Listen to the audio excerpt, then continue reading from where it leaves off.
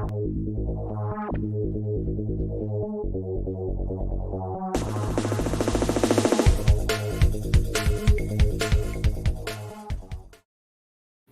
this is Kevin Porter. You may know me from Dodgeball as Laser. I'm also Batman and the Bat in the Sun videos. You're listening to Movie Madhouse, which tells me you're very bored.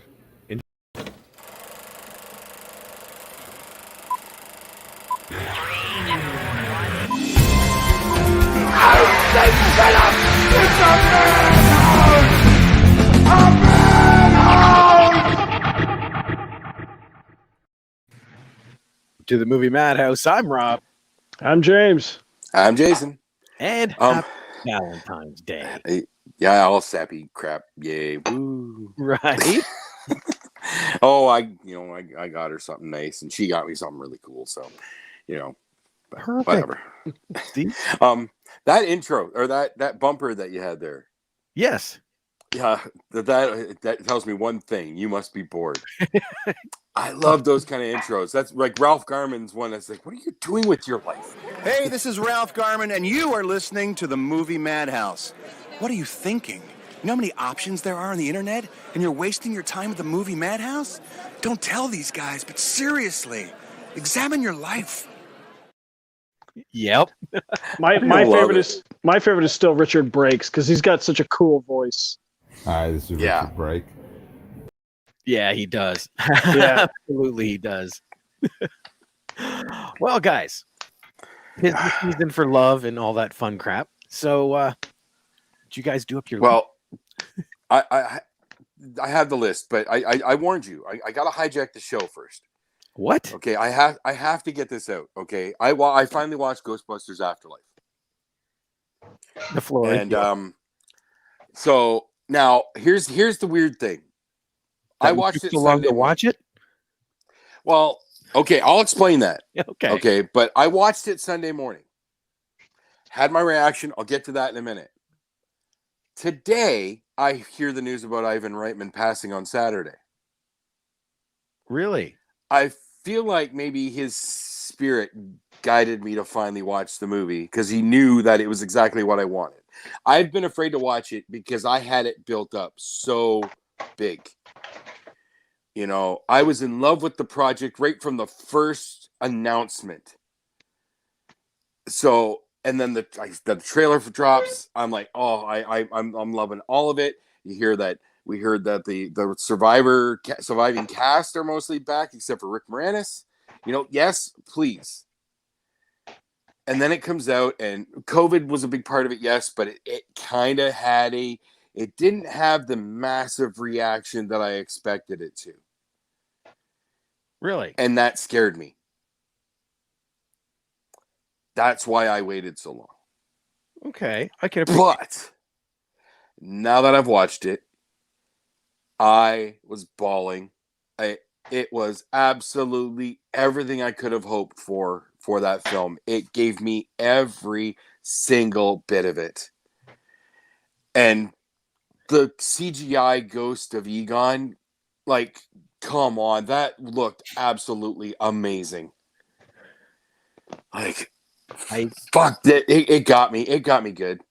I can't argue much of that with you. Like, this falls back to that whole discussion we had with Benner about the highs and lows. Is it something that should come back? And this Ghostbusters story absolutely should have come back. But the only way it could come back is for Jason Reitman to make that movie. Mm-hmm. He was there on the set of the original. This was his toy box, basically. And he's just reconnecting with those old friends and taking it somewhere new. This is how much I love it. I haven't even dove into like trivia on it yet. Like I don't want to spoil anything of like what I'm feeling for it. But that girl, I don't know her name, the lead actress who played the granddaughter. Oh, McKenna. She was fantastic. Mm-hmm. Like she was truly fantastic. Everybody was great. Like everybody was great in this movie. But she was the lead, and man, she crushed it. Oh yeah, huge. Yeah, just McKenna Grace. absolutely. Well, I hope to see a lot more from her because she's great. She could retire right now and just live off this, and that, good on her, because when you hit a grand slam home run, maybe you should just walk away. One swing, boom, out the park, I'm done. She could. 15. I don't think she's walking away from movies. Oh no. I'm just saying she could. If how many child actors disappear forever and then make a comeback, right? Yeah. We've seen it so many times. She could do that. And as soon as she says she's coming back, I'm jumping on the first project. Like, come on. See, the funny thing is, this is not her first film. Oh, I know, I kind of recognize her. I'll go down the list real quick. She was in the Angry Birds movie. Then she was in Independence Day Resurgence. She was in I, Tonya. She was in Captain Marvel. She was in Annabelle Comes Home. She's in Malignant. Who is she in Captain Marvel? She's young Carol Danvers. Oh, shit. Okay. Yep. Well, I've seen I think 3 of those things you listed. So, yeah. And I do remember in I, Tonya. So she's been around. Yep, she's young Tonya. Well, she's going to be around a long while if she keeps this up. James, kind of quiet on this one. I haven't seen. Sorry about that. I haven't seen the new Ghostbusters movie yet, so I guess I'm the last one. I'm still a little skeptical. I only watched a couple parts of it stepping into the theater, and it does have to overcome the stigma of the all-female Ghostbusters, as well as it does that entirely. Most of Ghostbusters 2. They don't even reference 2. Yeah, well, that's probably for the best. I didn't see any reference to 2 at all. There is. There is? Oh, dang it. There is one small one. And now I'm drawing my blank on it because I didn't know either. And then I got reading different things, and it's like, oh yeah, they did mention this. But now it's just the weird slime or something. I have very little memory of it. It's been so long since I watched it. Unfortunately, I have a very vivid memory. It was good, but it was not a good sequel to Ghostbusters. Like it was good. It has its moments. But in general, it just didn't work. Yeah. I honestly, I'm of the mindset too. I didn't mind it. Was it amazing like Ghostbusters? No. But it was fun. Oh, I watched the hell out of it back in the day. Yep. I think I've seen it once. And I listened to the sequel or to the soundtrack a lot. I was all over that movie. Looking back on it, though, it is definitely not as strong as the first. And this movie feels like the second didn't even happen. Well, that wouldn't be the first time they did that. Sure. And I don't have a problem with that. Because what they gave us and what they've planted to continue, I'm all in. And there's 2 bonus scenes, just so you know. Because there's a mid-credit and an end credit. I saw one of them. So, yeah, that's my talk about Ghostbusters Afterlife. It's phenomenal. I absolutely adore that movie, and I love it. I absolutely love it. If I were to gush over a movie I watched recently, it would be American Underdog. Oh, that is a good one. Okay, I found it. Here it is. There is one of the inventions he has from Ghostbusters 2, Egon, is on his counter. Okay. Okay. Not to mention the fact you have to look at the big one that Jason Reitman himself was in Ghostbusters 2. So. Oh, that's true. Yes. Right. And is it the first one?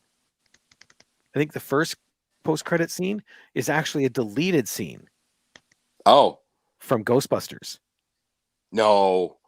Oh, yes. No way. Yeah, I heard that. Yeah. Because they show a flashback of the secretary. Yep. No. Yep. with Egon and Annie Potts' Oh, character. yes. Okay. That's the end credit one, and it starts with that and then becomes something else. Yeah. Yep. Okay. Yeah. No. Yeah. The mid credit one, definitely not. No. That's the That's I don't want to spoil that one at all because I didn't see that coming. dude. This movie's been out for months now. Yeah, but James hasn't seen it. I've seen enough of it. Doesn't matter. Okay, fine. Spoiler alert. But I had no idea about Sigourney Weaver, and then the credits are rolling, and I'm like, I don't know if there's a bonus scene. I'm just letting it roll. That one and I then did see. I look up and I saw the name and Sigourney Weaver. I'm like, I never saw her, and boom, there's her face. And they're playing with the shock machine from the first movie. Yeah, that was pretty funny. But it's just, I saw her name in the list, and I'm like, I don't remember seeing her in the movie, and then boom, there she is. Yeah. Yeah, I just And checked. it was a great scene. In response to this film seeming to gloss over the events of Ghostbusters 2, Jason Reitman has said that the second movie is still canon and that it is possible to revisit Vigo in a potential sequel. So, Well, it counts. Sure. I have no problem with that. I have no problem either way. And So- I missed this. Where is it here? Greg said, "Hey everyone, Greg is here. Hey, Greg. Hey, Greg. Let's see what his list brings up when we start our top 10 rom-coms. Because it's Yeah. right? Yeah, it's that sappy day and all that. Right? So let's just dive right in. Jason, what's your number 10? My number 10. Again, this list was a lot harder than I thought and can fluctuate. But this is what I'm going with as of right now. I'm going with 2007's Music and Lyrics. Music and I have lyrics. not seen that one. That's Hugh Grant and Drew Barrymore. It is, in most respects, it is just your typical rom-com. It follows the exact rom-com tropes, but it has its own little quirks. And I think Hugh Grant and Drew Barrymore worked great together. But of course, Drew Barrymore pops up 3 times on my list. So, and she could be in a lot more. But Yeah. they're great together, but their relationship starts out a lot more quirkier than you normally see. He's a past his prime pop star from like a duo, basically like with George, like Wham. He's the not George Michael one of Wham. Andrew Ridgely. Yes, he's that, right? So it's adorable, and then there's a cute song at the end that to win her heart and everything. It's adorable. I love it. It is a fun movie. A I lot of these movies forgot have that about effect on one. me. I did. I completely forgot about that one. Oh, there's a ton that I know I've forgotten about. So Okay. this list will easily should not have a lot of crossover in my mind. Probably not. Not with how many there is and how, off the wall James seems to be. I think we're safe. Well, let's see, James. James, What what's do you your got? 10? Okay, my number 10 is actually one that was recommended to me by Greg. Oh. And it is 2015's Man Up. Man Up. Yeah, and this one I really wouldn't have known about if he hadn't told me about it. It's a Simon Pegg movie, but it's also got the main actress in the movie is Lake Bell, who is an American who does a spot-on British accent to the point where she fooled a lot of the cast and crew into thinking that she was an actual British actress. Really? It's about time somebody turned the tables. Because how many Brits come over here and you never realize they're a Brit? And it's about time they pulled it off. Yeah, and this movie's all about a man who's supposed to meet up on a blind date with a woman, and they're supposed to each show up at a mall or a train station holding a copy of this self-help book. And Lake Bell shows up, and she actually meets the girl that Simon Pegg is supposed to meet up with. She gives her copy of the book because she's going to buy another one, and she just happens to be spotted by Simon Pegg holding the book and keeps up with the facade and pretends, at least partway through the date, to be the woman he's supposed to meet up with, and hijinks ensue. But you've also got a nice supporting role by Rory Kinnear, who plays Tanner in the Daniel Craig Bond movies, who plays a hilariously creepy admirer of Lake Bell's character. Interesting. All right, I got to check that out. I like Simon Pegg, so yeah, I should look that one up. Greg, why didn't you, suggest this to all of us much sooner? Yeah, come on, Greg. Jeez, dropping the ball. You want to be an honorary member of the Madhouse, but come on, man, come on. Now I have to stick with my number 10 because I can't put that in there. So my number 10 is the quintessential rom-com from 1989, When Harry Met Sally. Nice. Love rewatching that film. My initial homework on this, I just looked up the best rom-coms of all time. And I looked at 3 different lists, and all 3 of them had When Harry Met Sally at number 1. Really? All 3 of them. Now, I'm not even sure if I ever watched it. I saw that in the theater, actually. I don't think I ever watched it. Or if I did, I would have been with Crystal at the time. If we did, I don't remember it. I'd list it as a classic, but not one of my favorites. And everybody would. Well, like what puts it on your list, Rob? What is it about it? Try and sell it to me here. Honestly, it's the rewatchability. Okay. If it's on TV, I can just sit there and finish watching it, kind of thing. Okay. I have a ton of movies like that. So yeah, I get that. And okay. It's the fact that it goes over time and it's done so well, and that's a hard thing to do in certain films. But this one starts when they're in college and ends up when they're in their mid-40s, kind of thing. Oh snap! I had no. I do not recall that there being that much of a time span. Oh yeah. Oh, absolutely. Huh. Yep. Because they meet. He's driving or she's driving somewhere, and he decides to carpool. You know that thing you put on the bulletin board. I'm going. Okay. Here. Oh yeah. And on the drive, it's the huge discussion that men and women can never be friends because the guy always wants to sleep with the girl. Yeah. And no, I have many men friends. Yep, and they all want to sleep with you. It's a great conversation, but then it goes through time, and of course, then you have the diner scene, the classic diner scene. Yep. I'll have what she's having with Rob Reiner's mother. Exactly. So yeah, it's one of my little guilty pleasures. I love watching that one. There's no such thing as a guilty pleasure. I gave up on that. Fair enough. I like that. All right, then. What's your number 9 non-guilty pleasure? From 2005, The 40-Year-Old Virgin. Nice. It's one of those first really oddball rom-coms to come out that just it sideswipes you with a lot of really weird and crass humor. But when you boil it down to the bare bones of the story, it's a really cute story. It's an honorable mention for me. And Judd Apatow has a way with that. So he really knows how to juggle that heart with humor, humor. And most of ours first introduction to Seth Rogen. Yes. Yeah. Well, that whole crew, Paul Rudd's in there. Yep. Franco. Craig Even though he's not in 40-Year-Old Virgin, Franco's a part of that circle because of the show. Yep. Freaks and Geeks. Yeah. Very cool. And it's got classic scenes too. Oh yeah. Yes. The hair removal scene. Yeah. The speed dating scene. Just Paul Rudd in that movie, period. And so that movie's 17 years old. Holy shit. He doesn't look a day older. I know, right? He's a vampire. He could reenact every single bit of that movie right now, and he'd be exactly the same. If I have to hear Yamo be there one more time, I'm gonna Yamo burn this place to the ground. That's one of my favorites from that. That and him and Rogan and the how I know you're gay. Hey Lewis. Oh yeah.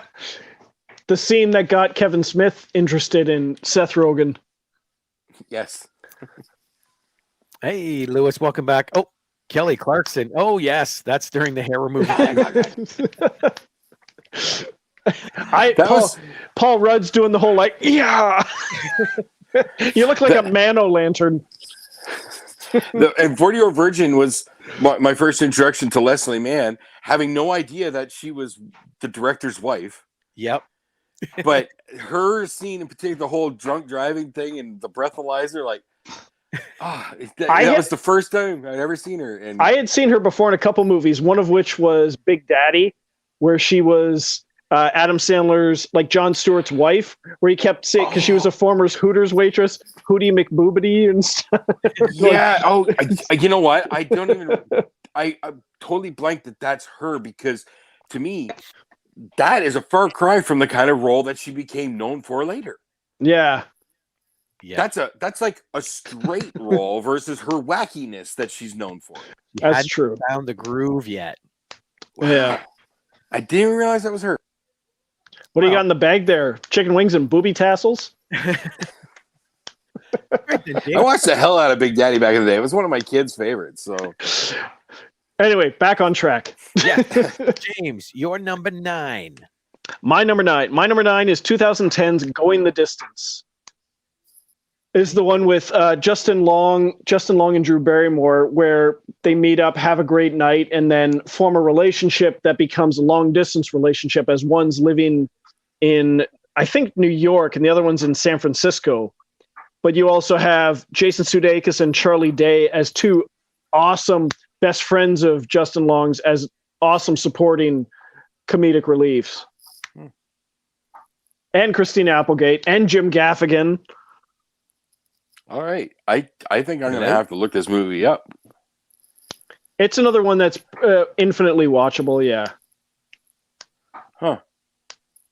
Yeah, I've never seen it, but I like Justin Long a lot. Of course, I like Drew Barrymore. Yeah. No, Like, I've never heard of that one. It was in theaters for a little while. It's about 12 years old, but it was in theaters for a little while. It did fairly well. I don't think I realized like Sudeikis was in that. Yeah, his two best friends that are always at the bar with him are Jason Sudeikis and Charlie Day, and they just have perfect timing together. Yeah, I definitely gotta look that one up. I am interested. Okay. My number 9. We're going back to the 80s again. I just realized I got a few 80s movies on here. Just a few. Yeah, it's one of my favorite Michael J. Fox films. And Ooh. I think it's very underrated for him, but it's Secret of My Success. Oh, That is a great one. It's Yes. been a long, long time since I've watched that, but yeah. And no, it's not best underrated. Michael J. Fox one of movie his top. ever. Right? Like, A lot of people, I would say, a lot of people would put that right behind Back to the Future. Like, that's one of his peaks. It's not on my list, but only because it didn't register to me most of the time as a romantic comedy. It's more of a comedy. It ends up being that way. I agree with it on your list. I didn't think of it that way for this sake. yeah, there's a couple I had on my list that I had to pull off because I thought of them as rom-coms, but there's no comedy in them.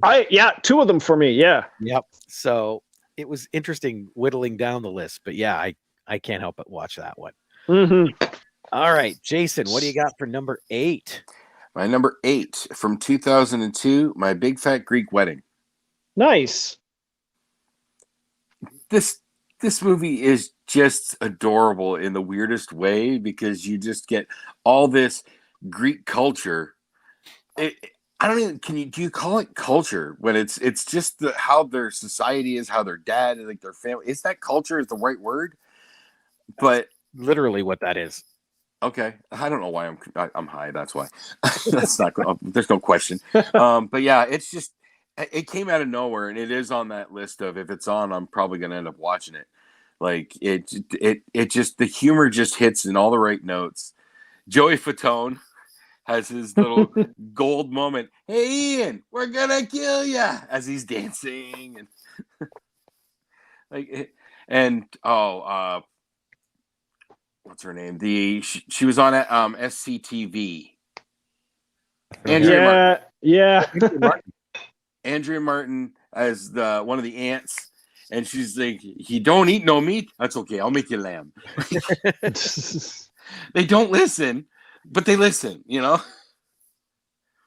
it's just so cute, and just that little bit of different. Now, I never did watch the sequel, So I don't know if the sequel held up. I haven't No, actually either. I didn't either. I remember the ill-fated sitcom that they tried to do. I watched one episode of that. It wasn't bad, but it was just dumb that they changed the actor. Yeah, that was comedian Chris D'Elia, I believe. No, it was one of the guys from the movie Swingers, I believe. Oh, okay. I think. Anyways, yeah, I remember. Put some Windex on it. I was going to say that. Oh yeah, Windex. It's the Windex. It's like crickets. Yep. It's not bad. Well, let's compare it to James. James, what is your number 8? My number 8 is 2005's Hitch. This one, Will Smith, Yeah. Eva Mendes, and Kevin James. I thought it was just great. A relationship expert who's not into relationships himself. It's got a great soundtrack that goes across the whole movie, but I think him and Kevin James are just infinitely watchable. Those two together. The whole kissing. Yeah, You come in 90. Let her come in 10. My mouth was open. He's doing the dance and he just smacks somebody in the face. He's like, "Don't ever do that again." Oh, the dance. Yes. Can't stop it. And every time Will Smith tries to have a date with it goes so Eva wrong. Mendes, everything goes wrong. The shellfish. He just starts chugging the friggin' Benadryl in the front. Goes to get on the jet ski and like kicks her in the head off. Yeah, it's that's what I'm kicking myself. That probably would have been on here somewhere. See, this is how you can tell it's a rom-com when we're having these discussions about these moments. You know, someone upstairs asked me why my list didn't have Dirty Dancing on it. It's like, But that's not a comedy. It's not a comedy. She goes, "Oh, but it's romantic." Yeah, but that's only We're not talking romantic movies. We're talking romantic. Exactly. And that's why my number 8 is Coming to America from 1988. Whoa. Is there romance in that one? It's been decades since I watched it, admittedly. Yes, I will admit it's very, very faint on the romance, but it does have him hooking up with McDowell's daughter at the end. Okay. I saw that included in some lists when I was doing my homework and all, but to me it didn't quite fit. The romance isn't there enough. Well, sure it is. They get married. Look at Coming to America 2. What? I haven't. I haven't. No, I haven't seen that one either. I don't think I will. I'm good. Oh, people. Well, let's check out Jason's number 7 then. The only old school Eddie thing I'm really looking forward to is him doing stand up again, because he is supposed to be doing that. Well, he's been supposed to be doing that for like 20 years now. Yeah, but then COVID happened. All right, my number 7, 2004, Jersey Girl. Nice. Well, we knew Kevin had to get on this list somehow. Yeah. Well, Chasing Amy is an honorable mention. So, but Jersey Girl is it is so sweet. It's some of Kevin's most tender work, even though it gets ripped on because of the Bennifer stuff. Which, look, hey, they're happy together again now. Voila. But that movie just has a lot of great heart, but again, with a little bit of Kevin's crassness snuck in there. But you got George Carlin in just the golden grandpa role. And the little girl, Raquel Castro, is just so adorable. That's true. That is very true. And then Affleck and Liv Tyler, they just worked well together. Their chemistry was great. I can't argue. And then, yeah, for the comedy stuff, you look at all the stuff between Ben Affleck and Will Smith. And Jason Biggs. On Jason Biggs, but I'm particularly what Ben Affleck says about Will Smith in Independence Day. And the scene they have together at the end. And then they have that scene later in the movie. Yeah. And he asked him his name and he didn't want to tell him because he knew. Yeah. I love the Sweeney Todd. It's because of Yeah. that movie that I actually want to watch Sweeney Todd. Like I still Sweeney- haven't, but Sweeney Todd is a good movie. It's graphically violent, but it's a good movie. that's what everybody says. I just haven't done it. How do you not, or sorry, how do you have that kind of film about that story and not have it violent? It's like having a vampire movie with no blood. Oh It's no, just- I understand. It's just as much as I'd heard about it, until you actually watch it, you don't expect a musical to be like that. Okay, valid. That's valid there. How do you have a vampire movie without blood? Yeah, it's called Twilight. Yeah, that's not a vampire movie. It never will be. James, Touche. what's your number 7? Sorry? What's your number 7? My number 7. My number 7 is 2000's Boys and Girls. This is one with Freddie Prinze Jr., Claire Forlani, and Jason Biggs. And this is one it kind of in the vein of When Harry Met Sally, where you get Freddie Prinze Jr. and Claire Forlani who meet in high school, then meet again in high school, meet again in college, and then most of it takes place throughout college, where they become best friends and sort of compare each other's relationships with each other until they're going to come together. And it's one of those best friends that they don't want to jeopardize anything until they become a relationship, and then what happens when that does. And then Jason Biggs you have as his Freddie Prinze Jr.'s roommate, who becomes his instant best friend, who sort of has this he puts on a whole persona of his own, like doesn't even know the guy's real name and where he's actually from until towards the end of the movie. And it's just a charming early 2000 great soundtrack. It was a great start to the millennium for romantic comedies in that one. Interesting. I have not heard of that one. Yeah, I vaguely remember hearing of that. Never watched it. That one or Loser were like two of Biggs' follow-ups after American Pie. Yeah, and Loser was pretty good, but it ended up being not nearly as funny as the preview led you to believe. This one was, and this one also has like Allison Hannigan thrown in there too, because of the Buffy connection. Yeah, I don't know. Neither one of those movies for Biggs seemed to have anything close to the spark that American Pie got. No, they didn't. But I would say that this one has a lot of heart to it. Okay. And that's what you need in a rom-com is heart. Mm-hmm. That is key, yes. Yes. And that's where my number 7 comes in. From 1993, this is one of Johnny Depp's that I can revisit so often. Johnny Depp, Mary Elizabeth Masterson, and Aidan You're Quinn. killing me. You're Benny killing and me, dude. Are you saying Benny. Mary Elizabeth Master Antonio? No, Mary Elizabeth Masterson. Masterson, yeah. Mary Stuart Masterson. Mary Stuart Masterson. Oh, shit. Yes. It's one of those 3 named women people. Okay. You're killing me, dude. What's the You're title? Killing me because that. Benny and June. Oh God. Oh, that one's pretty good. I got to call an audible here Why? because that should be on my list. It's not on your list. It should be, and it's not. I got to call an audible here. I haven't seen. Well, make some edits. It's not your turn, so make some edits. I'm bumping out my number 6. Okay.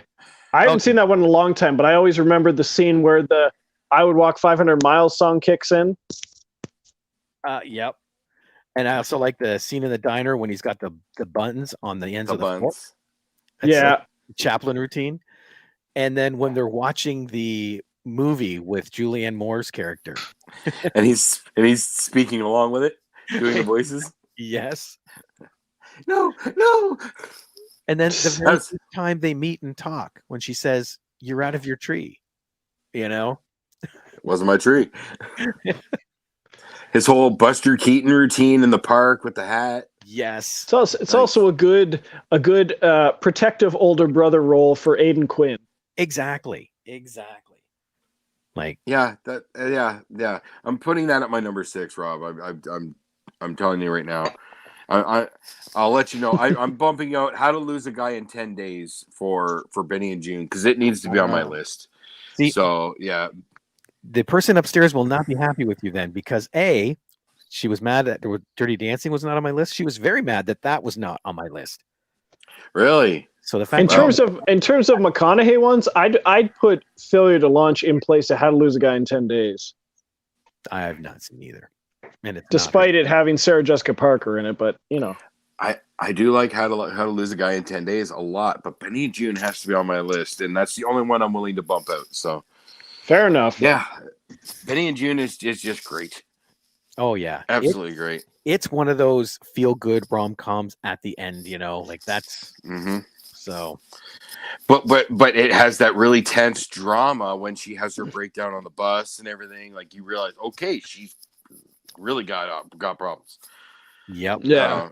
And this is one of the first movies that really annoyed me because the trailer is amazing because of Peter Gabriel's In Your Eyes, and it's nowhere in the film.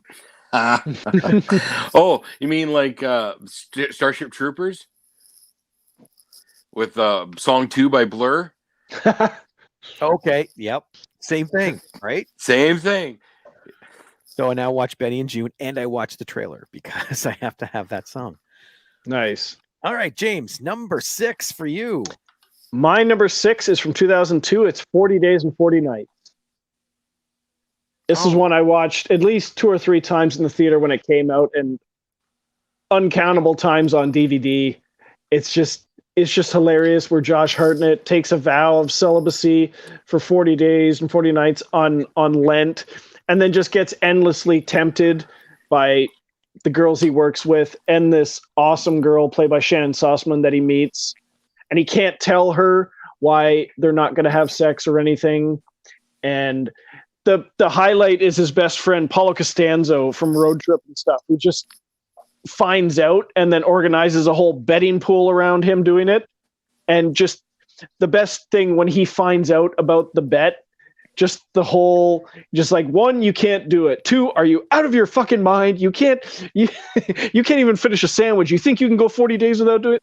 It's just hysterical. Well, Greg has asked, did James insert his Colin Farrell movie yet? I did not. No, we've not gotten to that part of the list yet. I'm not sure he's done has he done a romantic comedy? I don't. Lobster? Not very romantic. Horrible Bosses, maybe? No, that's just comedic. I don't know. Okay. I'd have to look into that, but no doubt. Did he notice I did Man Up? Oh, Lewis just said, I'm waiting for someone to name the best rom-com, and no one has yet. Oh, all right. Give it time, Lewis. Well, here he goes. James is romantic on Colin Farrell, and that makes us laugh. There's your rom-com, right? Ha ha ha ha ha. And he said, Man Up rules. Man Up. There. Okay. Well, my number 6 is one that usually tops my holiday list, but it definitely falls into place here. 2003's Love Actually. I knew that would be on your list somewhere. Yes. Nothing. I honestly thought it might be your number 1. I kind of had a bet in my head that it was going to be number 1. Yep. Nothing beats the Alan Rickman, Rowan Atkinson scene in the mall. To me, I watched it just for that scene, you know. Honestly, the John Cusack, Eugene Levy scene in Serendipity, I think beats it. No. It's like, no, nobody comes behind the desk here. Nothing beats Rowan Atkinson wrapping a present. Seriously. I think I need to revisit it. Oh man, yeah, it's so much fun. And everything with Hugh Grant. Oh my God, yeah. Oh, that's Hugh Grant. Exactly. All right. Halfway through. What's your number 5, Jason?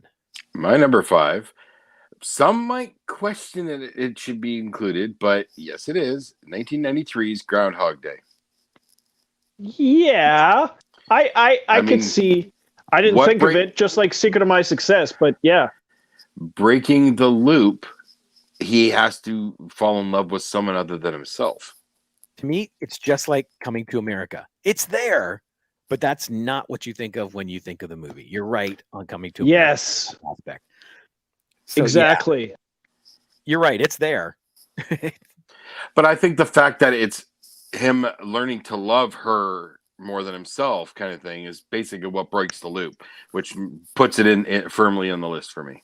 Oh no, absolutely. And that's what I mean. Because like even with Coming to America, at the end, like he's kind of smitten with her throughout the film, you know.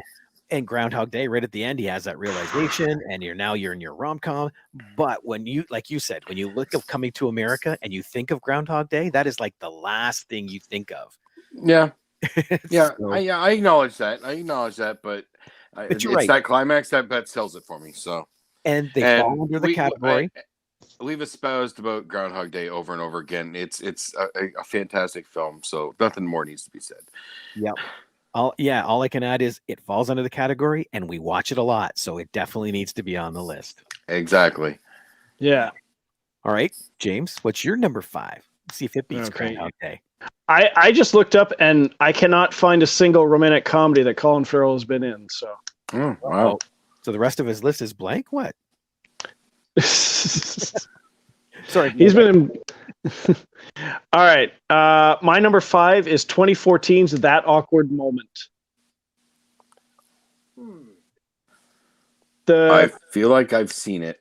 but I don't You remember. got Zac Efron, Miles Teller, and Michael B. Jordan as 3 friends who all become single and decide to keep a pact that they're going to stay single and help each other hook up with women. And you've got Imogen Poots and Mackenzie Davis and what's her name? Jessica Lucas as sort of the significant others for all 3 of them.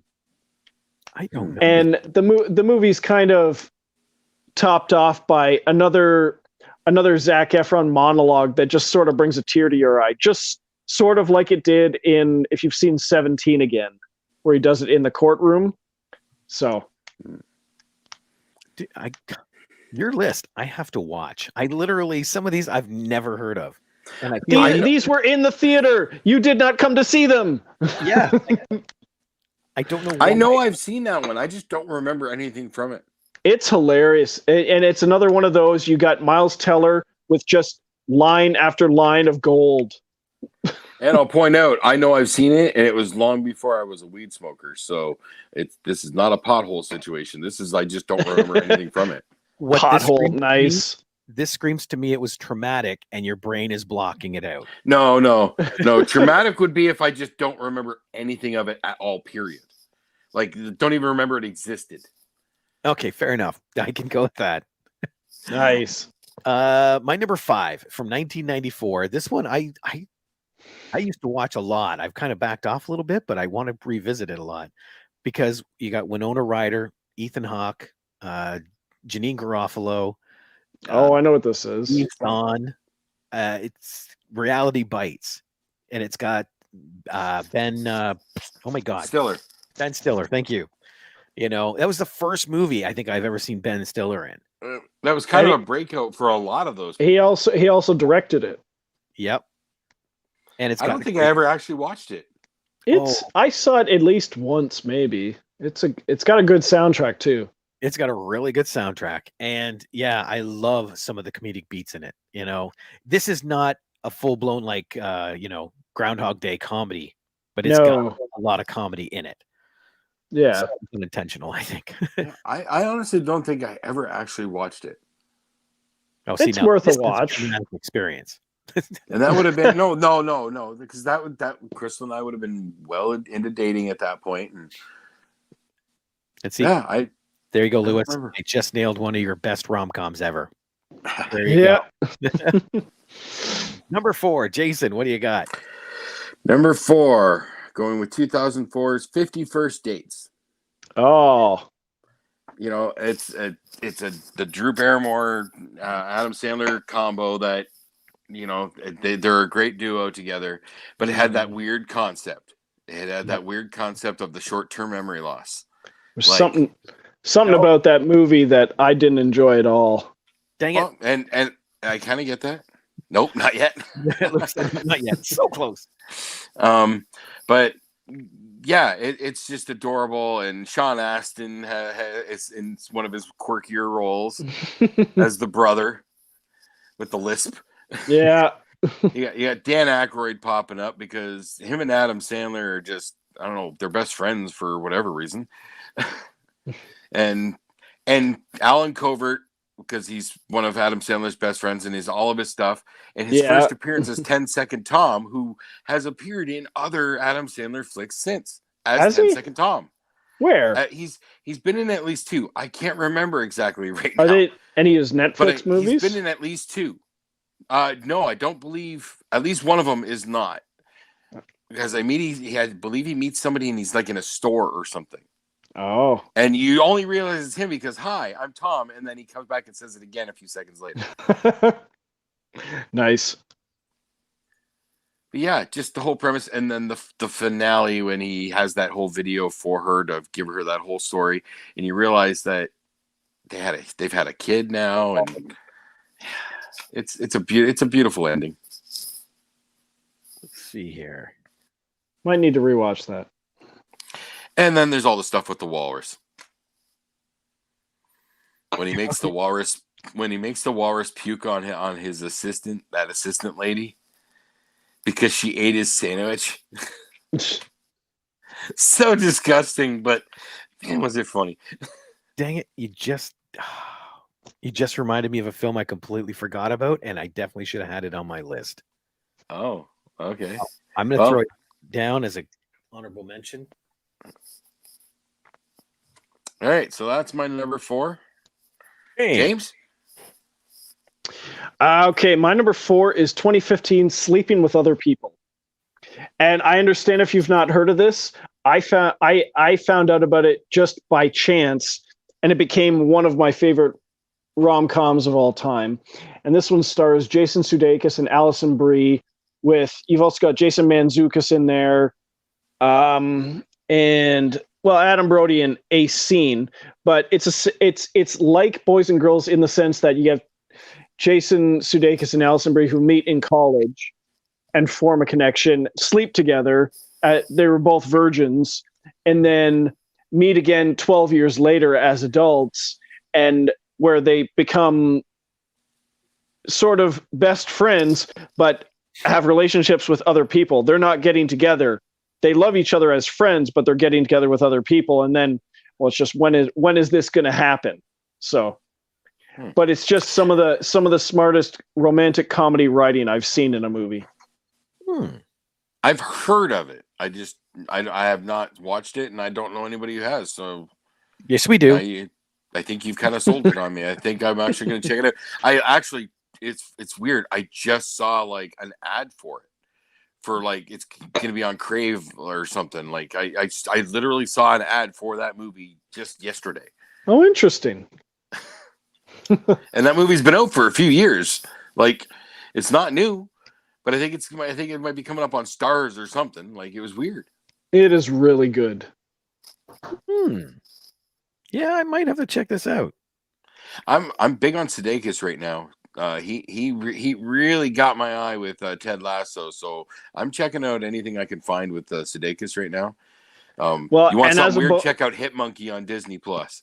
I think I remember you talking about that. Oh yeah, I think I did mention it last week. Yep. Well, my number 4, I think it's in the same vein, but it definitely has the edge. It's another Ben Stiller movie. It's also got Cameron Diaz. In 1998, There's Something About Mary. I don't think I've seen that since VHS. Oh, there's just so many classic spots in that film. Brett Favre. Have you seen my baseball? We got a bleeder. Oh, how'd you get the beats about the Franks? See, now this definitely has to be on Lewis's list. There's Something About Mary is so rewatchable. Chris Elliott is amazing. Yeah, I just revisited that for the first time in quite a while, less than a year ago. And yeah, it still holds up. It's just so out there funny. Here's an interesting tidbit. I don't know if I told you guys about this. This ties into this movie, is because if you watch, I think it's the unrated version of Dodgeball. I thought you said Colin Farrell didn't do any of these movies. No. Bear with me.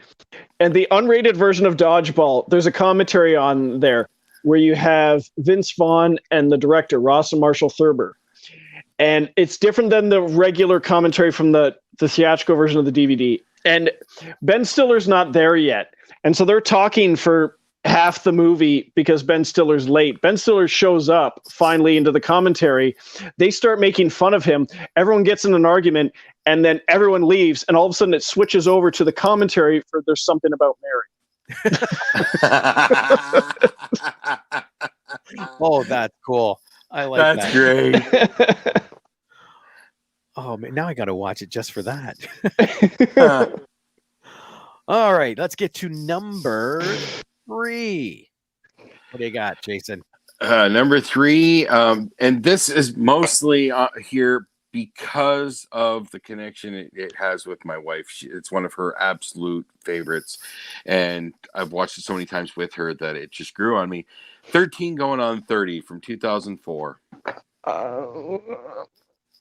It's got that little bit of mysticism with the whole time travel, blah, blah, blah thing. But like Jennifer Garner's just so adorable because she has to play as a 12-year-old in this adult body.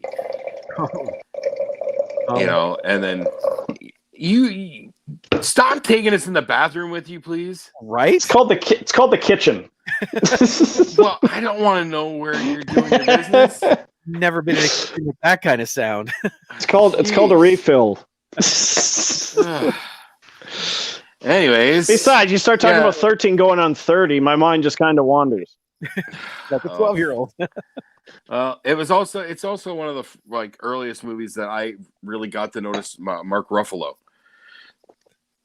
You know, that's one of the first ones. Driving. This was a movie I saw where I didn't get to choose the movie. So okay.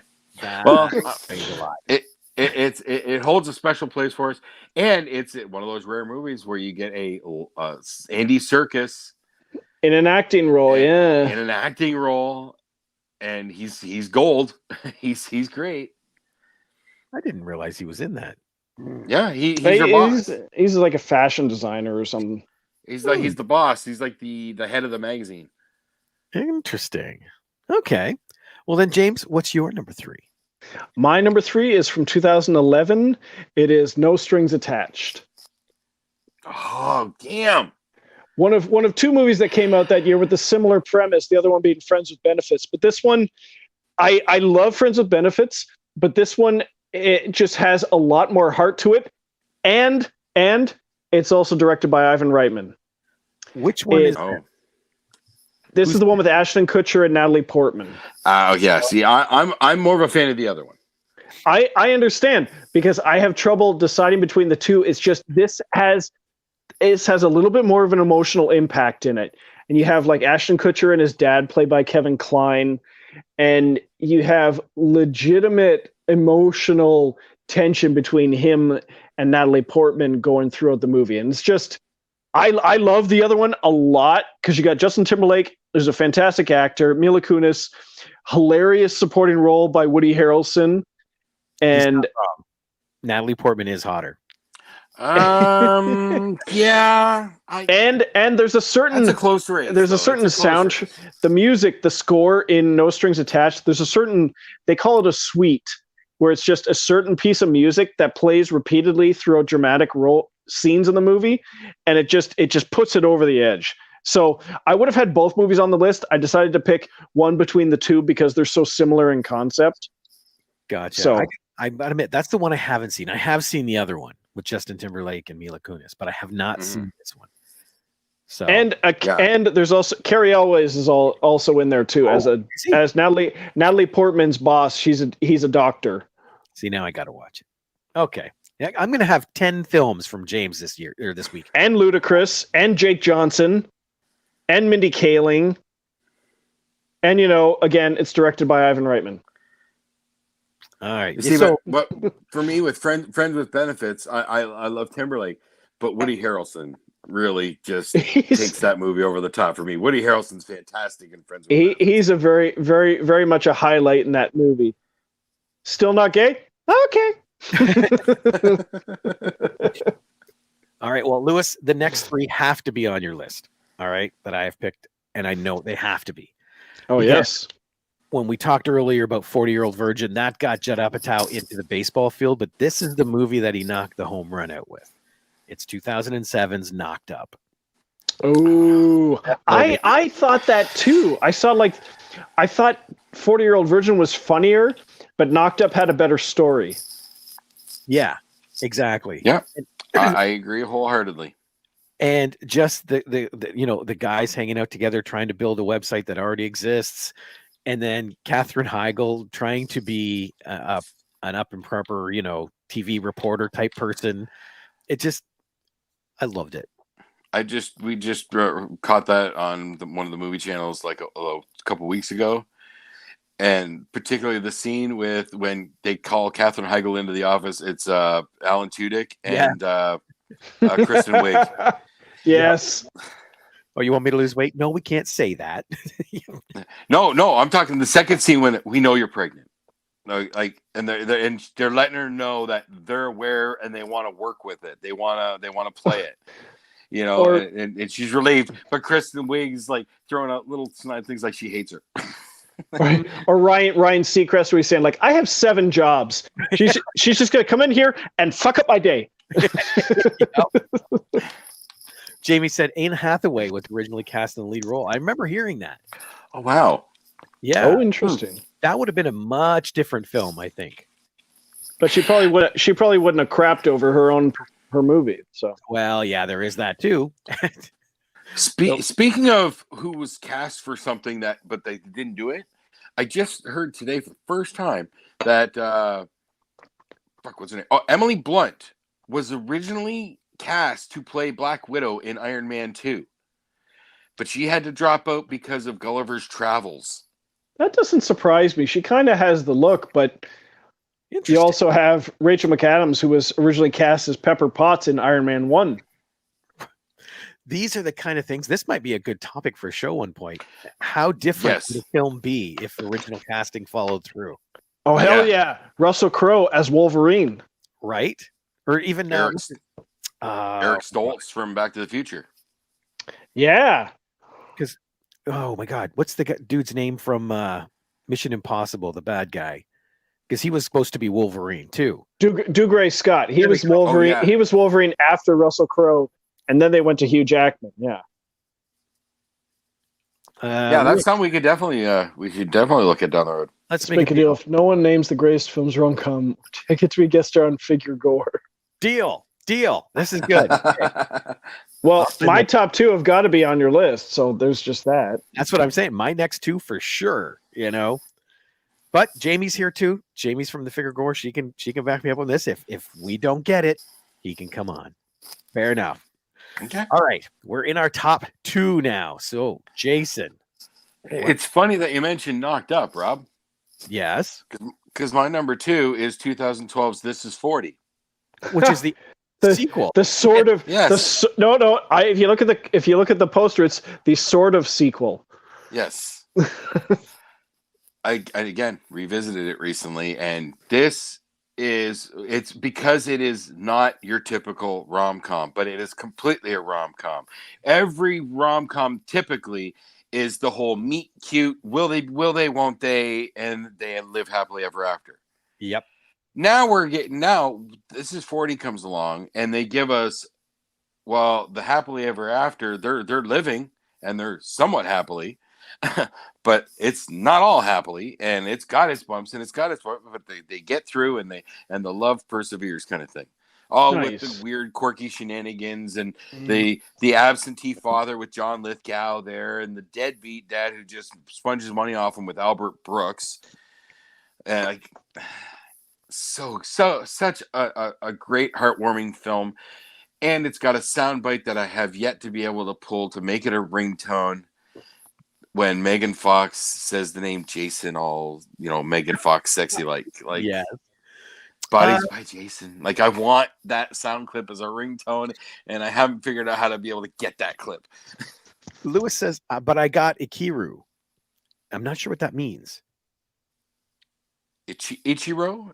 Maybe one of his romantic comedies favorites is a Japanese movie. Oh, well, okay, then it definitely won't be on my list. Yeah. Nope. Mine are not Nope. foreign language. But yeah, this is 40 being that other side of the romantic playing field just really makes it stand out. Very, very cool. Okay, James, what's your number 2? My number 2 and my 4th favorite movie of all time is 2005's Elizabethtown. I knew that'd be on your list. You've mentioned that one many times. I knew that one would pop up. It's just it's become my favorite Cameron Crowe movie of all time, and it's just so quirky and so awesome. Just Orlando Bloom and Kristen Dunst in this movie, and the endless number of great cameos in the movie. It's just endlessly charming, and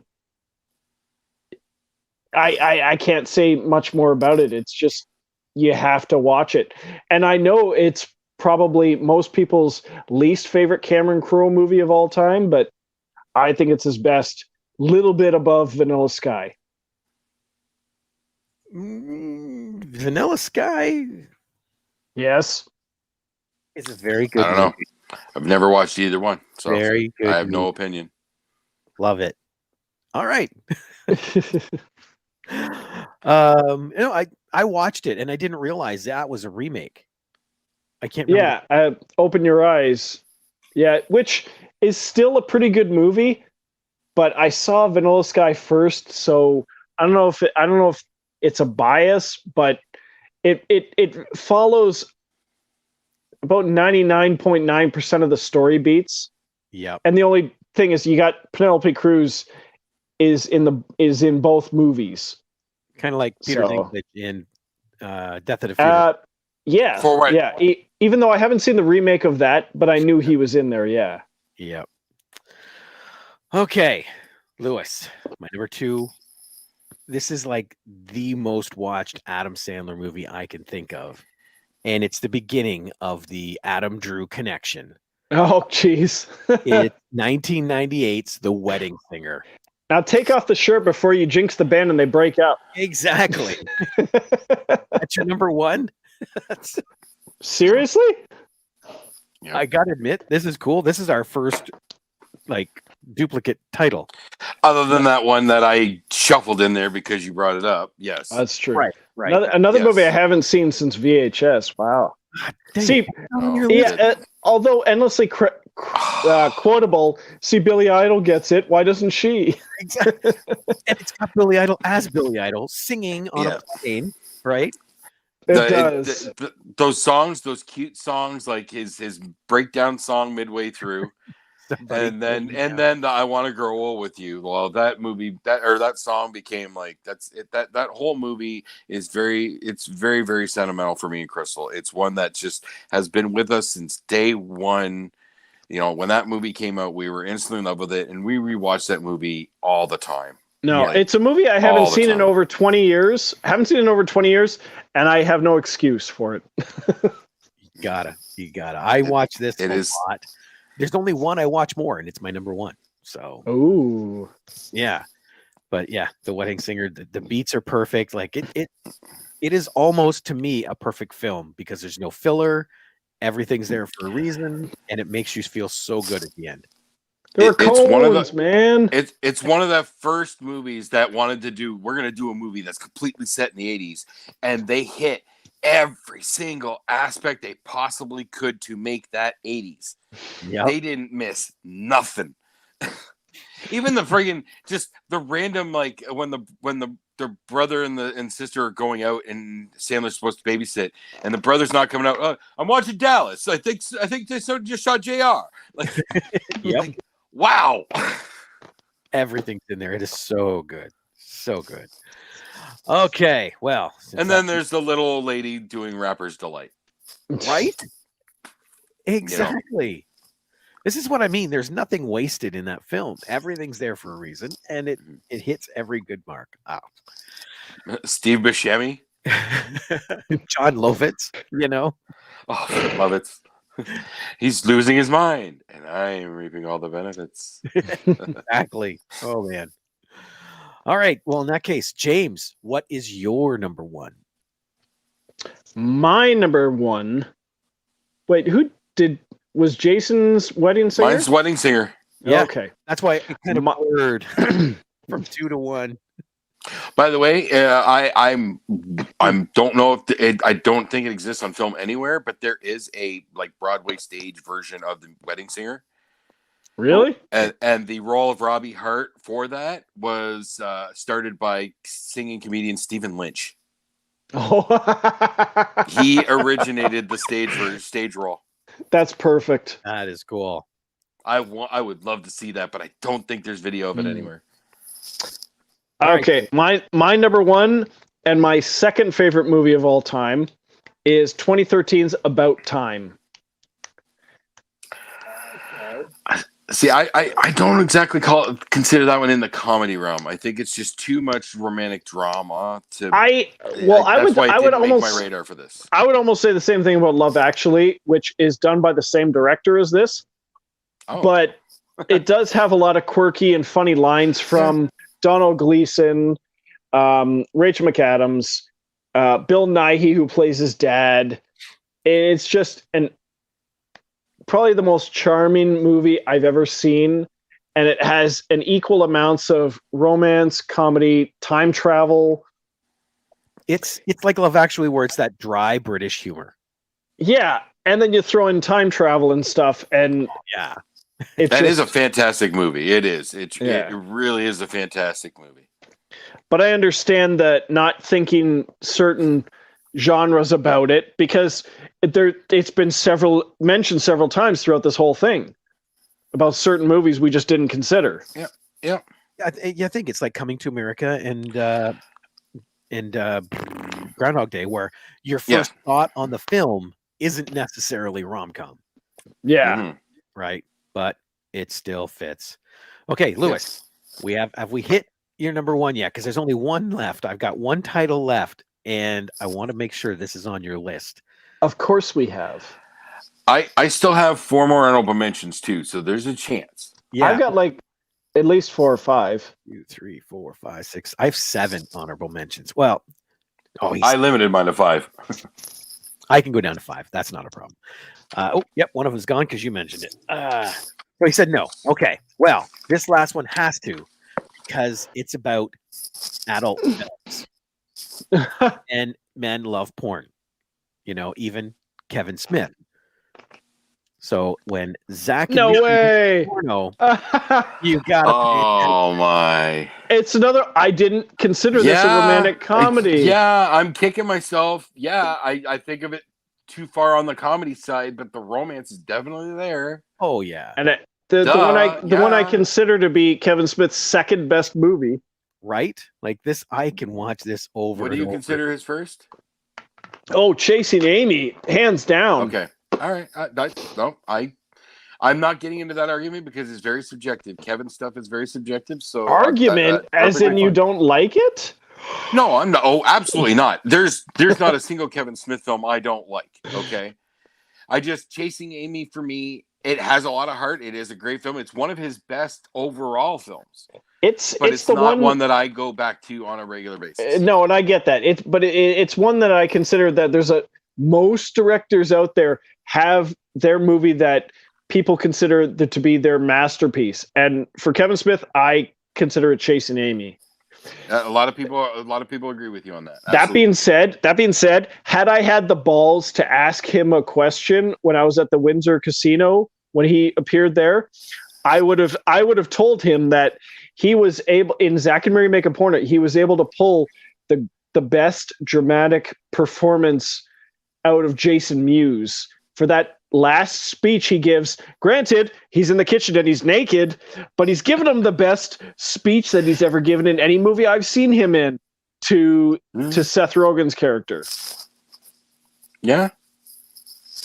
That's not hard. That's easy to. And I can only hope that he would have reacted like you did.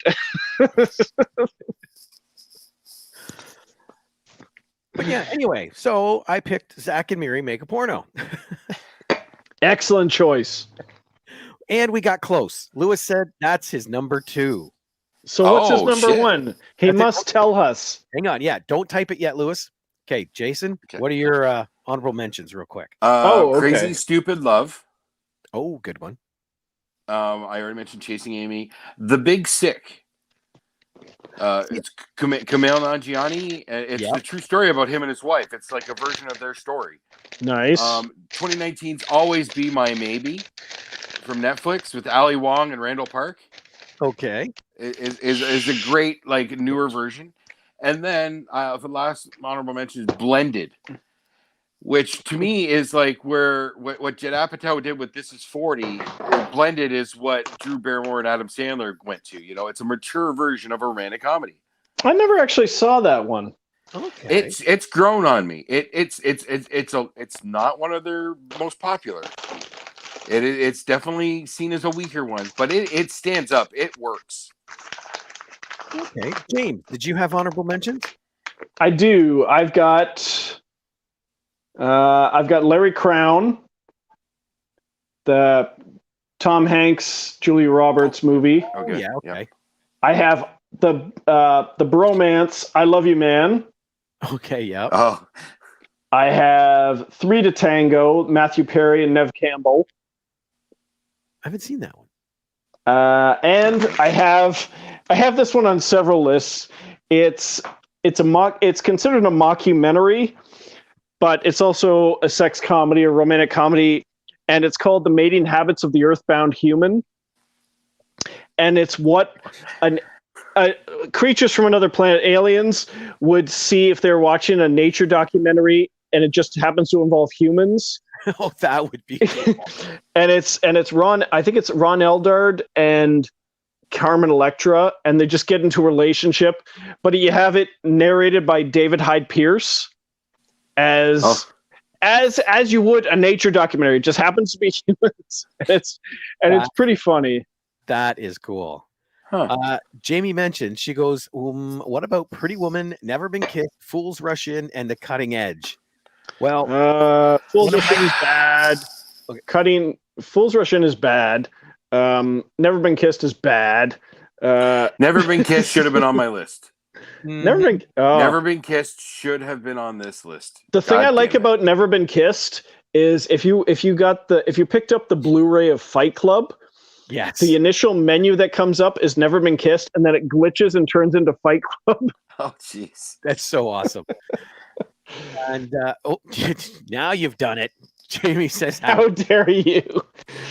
Cutting Edge should have been on my list. I had Cutting Edge isn't bad. You know what? Yeah, I should have at least had it in consideration, but I haven't seen it in so long. Fools Rush In, I will say, the trailer made it look more like a romantic comedy, and it wasn't nearly as funny as it should have been, as it was portrayed. You watch the movie, it's just like, well, that's okay. But they made it look hilarious in the trailer. Stop poking the bear, man. I'm telling you. I'm just saying, it's false advertising. The ones that I had, I did have Pretty Woman as a honorable mention, but I also had it with The Princess Bride, which I felt they're classics, and I wanted to put Princess Bride on here, but I feel like it's just too fantasy to really include it in rom-com. It's too much fantasy comedy. It's all absolutely. But yeah, you're right. I also had Notting Hill, which is another great Hugh Grant. I had one more, Boomerang, Eddie Murphy. Good one. And then I also had The Proposal. That's a great movie. Yep.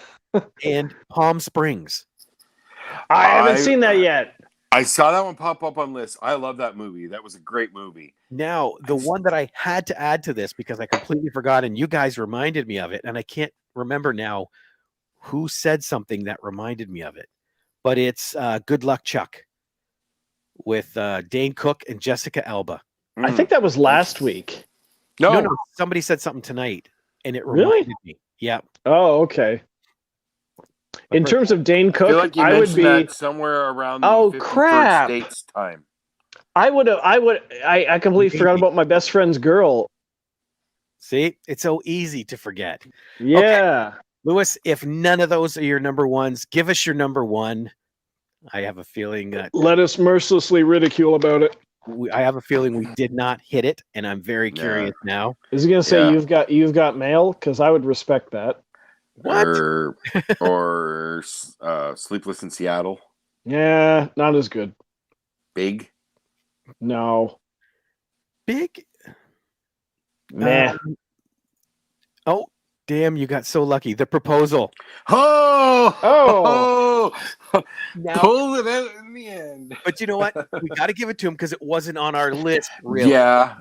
That's a funny one, especially because of the scenes during the credits. Yeah. He's doing the whole ambulance like And the fact that Betty White was still keeping some of that going, right up until near the end, She was still having fun with Ryan. So, you know what? Lewis, we'll get you on because, you got us. It wasn't on our list, and I literally only got lucky because we did our honorable mentions. So, and it's also one we all like. Exactly. You could see our faces going, dang, yeah, we kind of forgot that one. A little bit, but I think I only watched it once, and I feel like I need to go back to it. Yeah, I've seen it a few times. It's a charming movie, especially because of Ryan Reynolds. It is so much fun. Yeah, well, and Sandra Bullock, she's just a sweetheart. And this movie, oh yeah, I can't say enough about it, but it's a very good pick. All right. Yeah, we could do this list again in 6 months, and it would probably be almost entirely different, except for my top few. Yep. I got to be honest. I think you're right. Because I had such a hard time with certain ones, and in hindsight, let's make this another annual revisit. Yep. Let's make this another Valentine's revisit because things. I think it'll adjust slightly. It'll be curious to see the difference. Absolutely. Okay.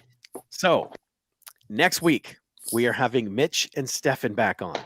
Yay! They have approached us about this topic. They said this is what we'd like to do. So I will get you guys the recasting list probably tomorrow. Another recasting? Okay. Another recasting, but we're going to be recasting Jaws.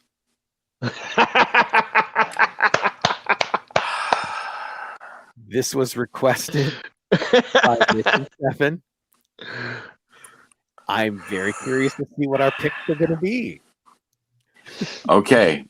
Now, I am not going to just immediately just go with the Moose Jaws jokes and just cast Kevin Smith's Moose Jaws. I'm not going to do that. I am going to jump into this legitimately as I'm making my Could own do Jaws. worse. Okay. That's what I'm just going to take it. I'm making Jaws. Okay. I'm getting Moose Jaws out of my head right now. And absolutely, Pondo would play the shark. Absolutely. Oh, is the shark going to be one of the cast? It might be. I don't know. We got to do up the list. So, okay. All right. We'll get that put together. So next week, go ahead, Jason. Let's make the shark the bonus. There we go. If you can get a full 10, then make it a bonus character. Okay, I'm down with that. Awesome. All right. In that case, thanks everybody for tuning in. Lewis, we'll see you on the Figure Gore, but we'll see everybody here next week so we can recast Jaws for another week of the Movie Madhouse. I'm Rob. I'm James. I'm Jason. And we'll see you all later. Bye. Toodles.